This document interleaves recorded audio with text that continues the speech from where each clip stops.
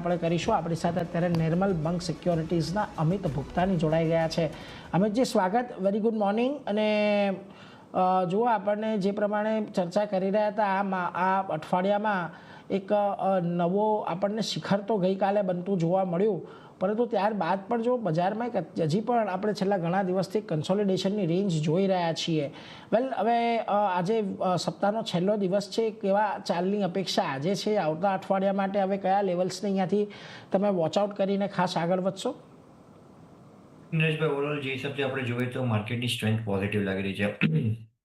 Moral આપણે જોશું તો વેનેસડે સેશનમાં જે હિસાબથી નિફ્ટીમાં સ્ટ્રેન્થ જોવા આપણને મળી હતી 300+ ઉપર આપણે જોયું હતું કે નિફ્ટીમાં મોમેન્ટમ આવતો જોવા મળ્યું, ત્યારથી આપણે જોઈ રહ્યા છીએ કે એનાથી જે હિસાબથી સ્ટોક સ્પેસિફિક ફ્રન્ટ પર એનાથી જે હિસાબથી પેટર્ન્સ બનતા પણ જોવા મળે છે, જે હિસાબથી વોલ્યુમ ડેવલપ થતા પણ જોવા મળે છે, એક બધા કાઉન્ટર્સમાં આપણે જોશું અને ઇન્ડેક્સ સ્પેસિફિક બી આપણે જોઈએ તો એનાથી એક બેઝ બનાવીને એનાથી એક અપમૂવ આવતા આપણને જોવા મળી રહ્યું છે।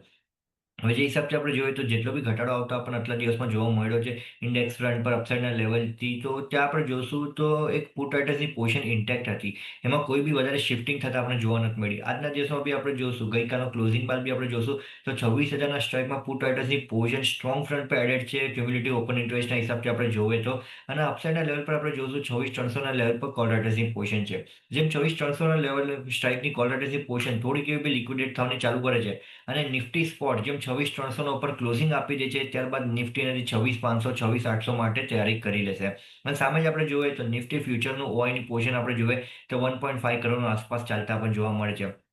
જે આપણે જોઈ રહ્યા હતા છેલ્લા 4 થી 5 મહિનાથી નિફ્ટી ફ્યુચરનું ઓઆઈ અરાઉન્ડ 1.9 કરોડથી 2.10 કરોડના આસપાસ ચાલતું આપણને જોવા મળતું હતું, જે ઓવર હાઈ આપણને ચાલતા જોવા મળતું હતું, અત્યારે અરાઉન્ડ ધ એવરેજ ચાલતા પણ જોવા મળે છે, જે એક પોઝિટિવ ફેક્ટર છે। અને સાથે પીસીઆર ઓઆઈ બી આપણે જોઈએ તો 1.20 ઉપર ચાલતા પણ જોવા મળે છે। સો પુટ રાઇટર્સની પોઝિશન હોલ્ડ છે અને સ્ટ્રોંગ છે, જેના લીધે આપણને માર્કેટમાં લાગે છે કે અપમૂવ કન્ટિન્યુ રહેવું જોઈએ નથી, બસ એક જ છે જે નિફ્ટી સ્પોટનો રેઝિસ્ટન્સ છે 26,300 છે, એના ઉપર ક્લોઝિંગ બહુ જ જરૂરી છે, તો ત્યાંથી આપણને નિફ્ટી 26,800 27,000ના લેવલ બી દેખાડી શકે છે।